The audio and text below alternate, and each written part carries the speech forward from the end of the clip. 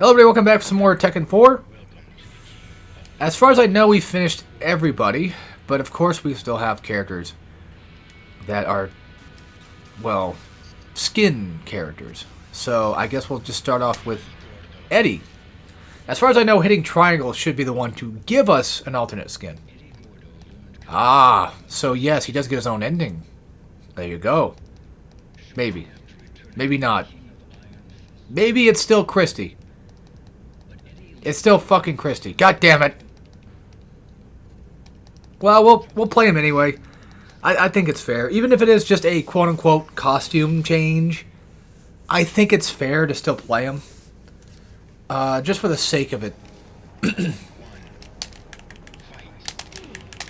Because, you know, why not? I think it's only fair. It's fair to Eddie because he's technically not... Well, he's playable, but he's not technically in the game.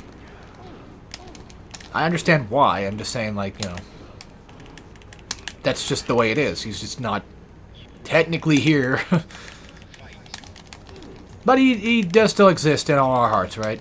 Also, yeah, back circle is the move I'm going to have to probably use a lot of. Because that's just one of Eddie's best, in my opinion. God damn it. I remember, like, when I played Christy, I was just fucking suffering. But now that I play Eddie, it's like I feel, I don't know. Not necessarily, I don't know. Nothing wrong with Eddie, I just don't play him. I mean, the same thing again with Law. Like, I like Law, but I don't play him very much, to be fair. He's usually like a... If I decide to play him, it's just because, like, why not? Because I just want to do flip kicks with him. You know? But I also feel like with Eddie, like, I don't really know fully his moveset besides, like, the very basic, like, back circle stuff. He's like an arcade character for me. And honestly, Kuma's the same fucking way. I only really fucking goddamn.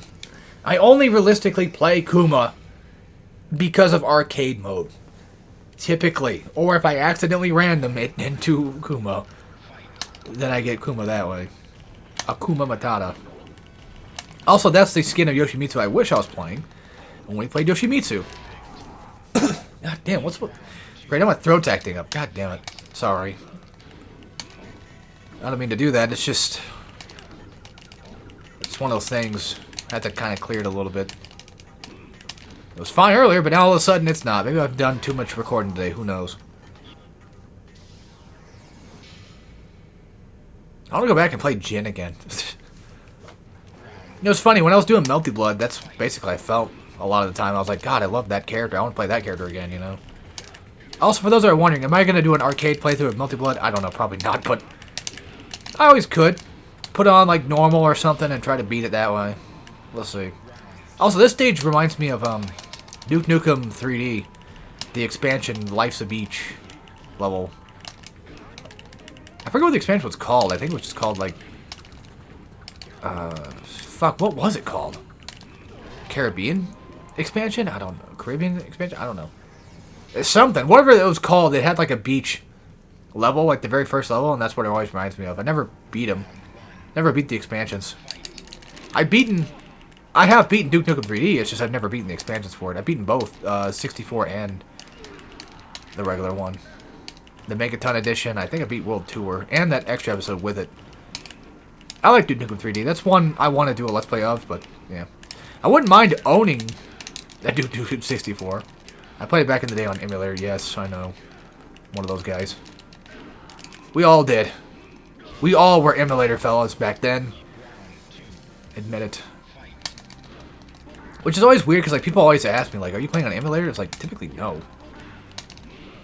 A lot of the time I record these things, like, on the actual hardware. At least I try to. I haven't done emulator stuff in, like, so fucking long. Yeah, I buy these systems, I buy a capture card, and I buy games, and then I just play in that way. Because a lot of the games I play typically are very... Not super expensive. It depends on the game, though. Because, like, I bought Fire Emblem for the Game Boy, because, like, I love it, right? It was my first Fire Emblem 7. It was my first Fire Emblem I played, which was on emulator back in the day. And then, it came to Switch services, and I played it again that way. And loved it. Again, well, I don't remember liking it too much the first time, but, you know, because it kind of sucked. But I got to play it again. I'm like, oh, fuck, yeah, I love this game. And then I just bought it physically. Was it a good idea? I don't know. Maybe. It was quite cost-worthy, but not, like, super expensive, but definitely more than I would want to pay for it. But it's cool that I have it. And that's what matters to me most. Like, no, I don't want to spend thousands of dollars on a fucking game. Of course I won't. That's stupid.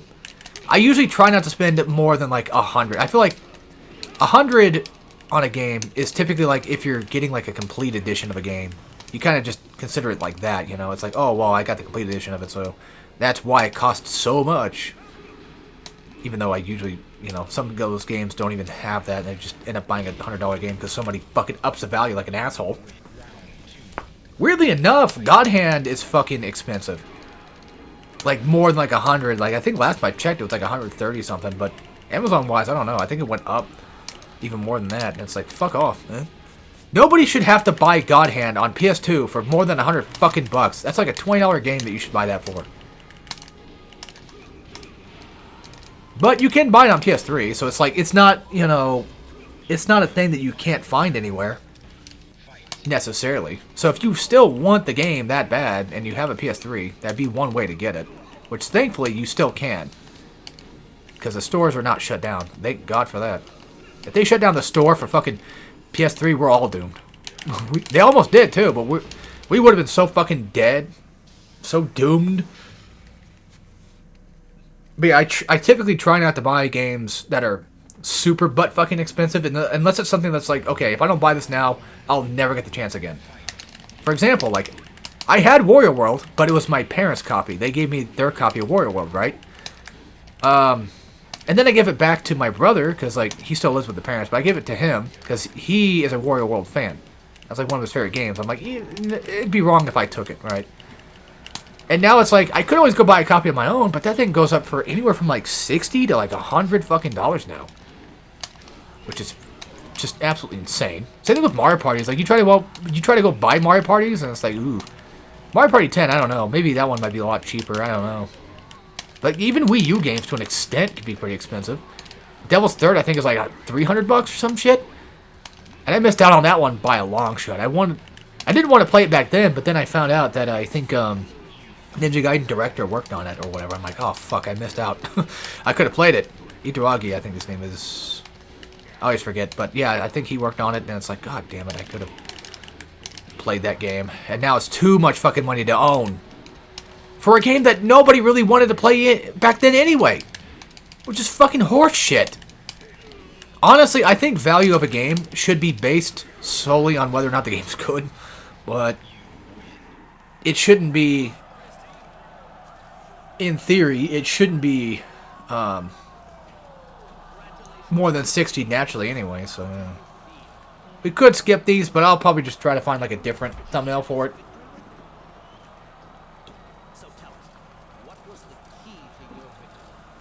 Even if it is just Christie's campaign, even if it's just the same, I'll still probably just try to find an image of Eddie.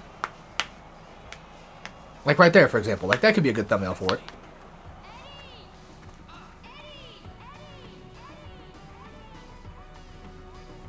Remember when I first saw this cutscene, I thought that he wasn't even going to be there.